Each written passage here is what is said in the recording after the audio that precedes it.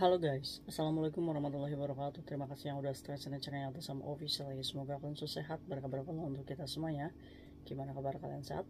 Alhamdulillahirobbilalamin. Guys, sama waras masalah kasam doakan yang lagi sakit Allah sehatkan, teman guys yang berjuang di rumah majikan tentunya diberikan kekuatan sampai finish. Teman guys yang bahagia juga tentunya jangan lupa bersyukur. Hari ini Kak Sam akan membahas tentang sebenarnya ini permasalahan antara ciwi-ciwi micin ya cuy ya. Ya kan? Tapi ini bisa menjadikan pembelajaran untuk kita bahwa kita melakukan fighting in public place itu akan ada denda ya kalau kita yang memulai duluan. Oke, ceritanya ini sangat menegangkan karena ini adalah pertarungan sengit antara perempuan-perempuan yang cantik dari lahir gitu kan. Yang satunya dikecewakan gitu kan. Akhirnya saling tonjok. Ini terjadinya di TOP Mongkok, lantai 3. Siapa yang mempokingkan? Yang mempokingkan adalah security TOP tersebut ya cuy.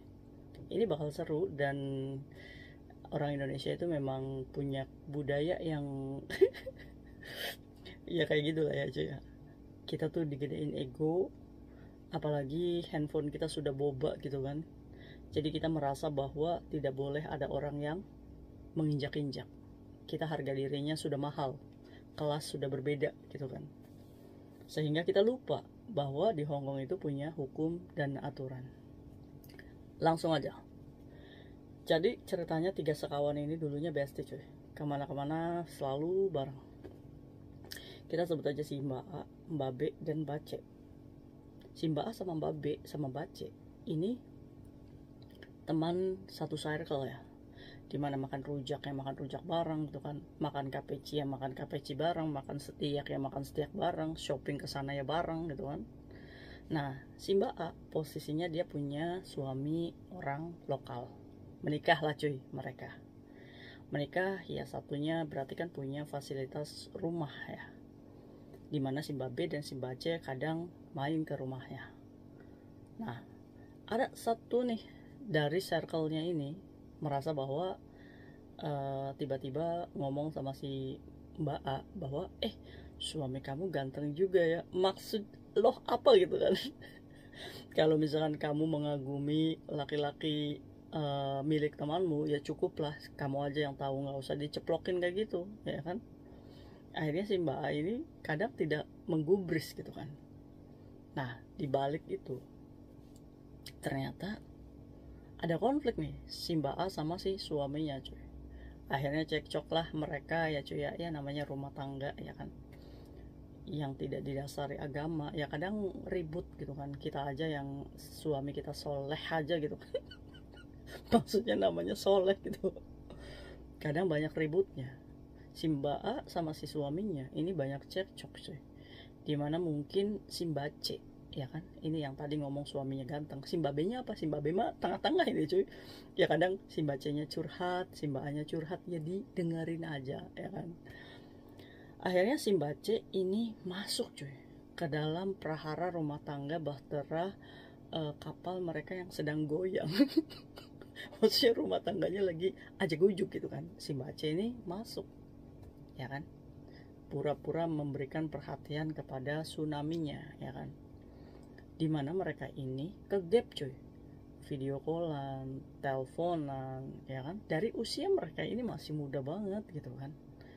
Dan ya wanita-wanita modis lah, yang rambutnya kayak anggora gitu kan, yang warnanya Mijiko Hibiniu. Berwarna rambutnya, bulu matanya anti badai. Akhirnya si Mbak A ini walaupun prahara rumah tangganya lagi goyang, dia kan ada rasa nggak terima ya.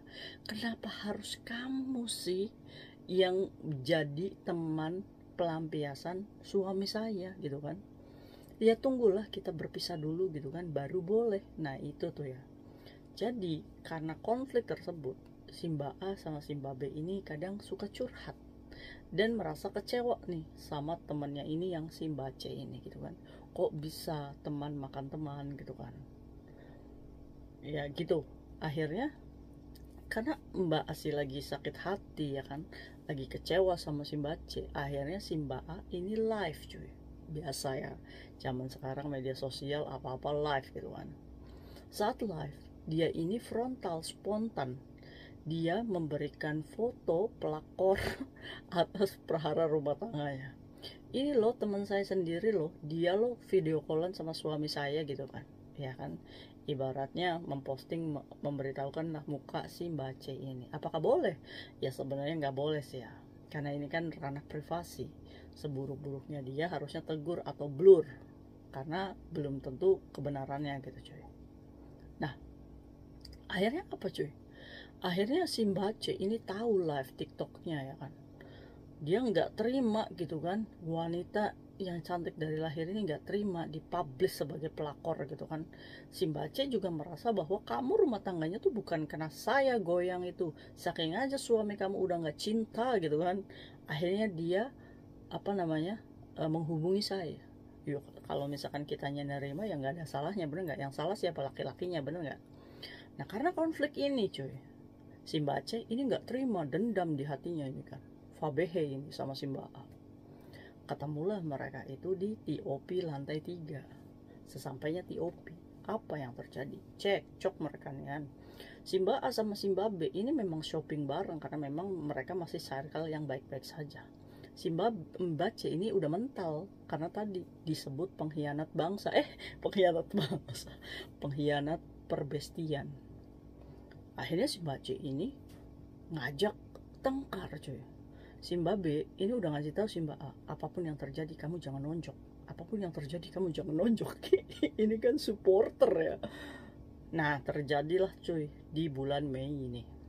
Cuma baru sidangnya kemarin selesai ya. Akhirnya si Mbak C karena membara ini kan, melihat kebayang-bayang gitu kan, dia dipermalukan di media sosial. Akhirnya dia, kenapa kamu nangis? Saya nggak nangis kok. Akhirnya apa? Akhirnya kena emosi, nonjok lah nih si Mbak C ke Mbak B. Puk! Ke Mbak A ya. Puk! Ditendang Miss V-nya. Cuk! Gitu kan. Wis. Algojo ini. Si Mbak B ini kena tamparannya. Pak! Gitu kan. Udah drama ya kan. Aduh. Laki-lakinya yang direbutin mah ada di rumah aja tuh nonton TV, bener gak? Kita hanya nih yang wanita-wanita IQ-nya berapa ini, kok mau-mauan ribut gara-gara ini, bener gak? Endingnya security, stop, mau takau.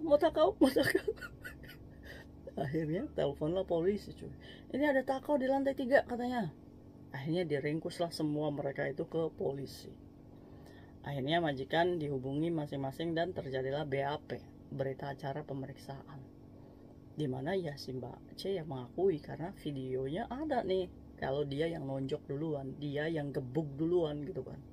Si Mbak A sama si Mbak B itu nggak ada perlawanan, dia nerima walaupun ininya babak belur gitu kan. Endingnya polisi ini bertanya sama Mbak A sama Mbak B, ini mau dimaafkan apa dikasuskan? Majikannya kasuskan katanya, atas supporter majikan akhirnya minta dikasuskan. Endingnya ingat kan, kalau fighting in public place, kalau ada yang melaporkan itu kita berperkara dengan hukum Hong Kong, dimana adanya penyelidikan, dimana masuk persidangan, sewa lawyer dan lain-lain ya kan. Ada pengacara publik sih cuy di sana, kalau misalkan kalian nggak sewa lawyer pun.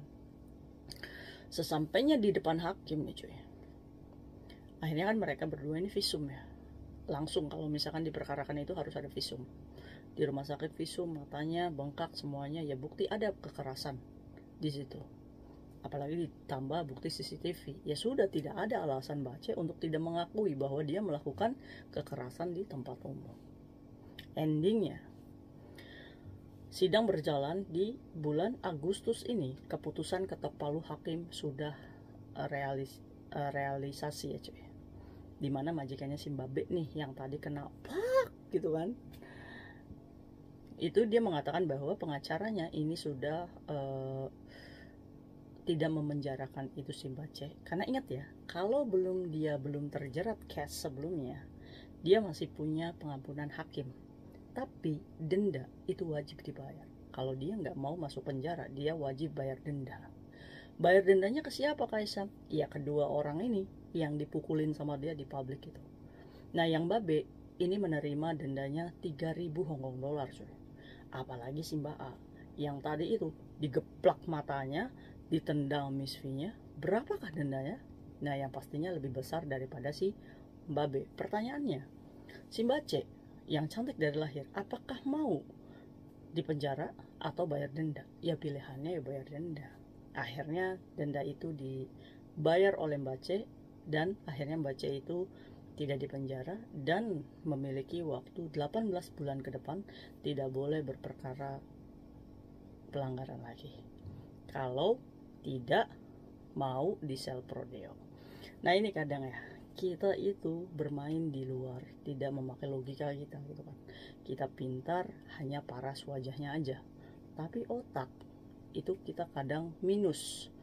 Kadang kita melihat bahwa kita laku video callan dengan laki-laki, kita merasa bahwa kita ini laku keras gitu kan, merasa validasi bahwa saya make upan semua itu ada untungnya gitu kan, bisa membuat ketertarikan lawan jenis. Padahal wanita independen, sekali lagi, itu tidak butuh validasi, tidak butuh pengakuan. Bahkan orang yang wanita independen itu bisa berdiri di kakinya sendiri tanpa perhatian dari lawan jenis itu ya. Karena apa? Karena tujuannya itu bukan arah ke sana gitu cuy. Yang penting dia bisa survive hidup tanpa merepotkan orang lain. Itu wanita independen loh.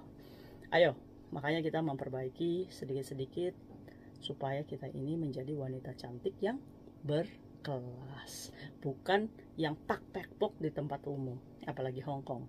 Sekarang pertanyaannya, apakah kamu mau nyusul seperti Mbak C, didenda di depan hakim dikarenakan apa? Nonjok bestinya sendiri. Malu-maluin ya. See you next video, bye. Assalamualaikum warahmatullahi wabarakatuh. Bye.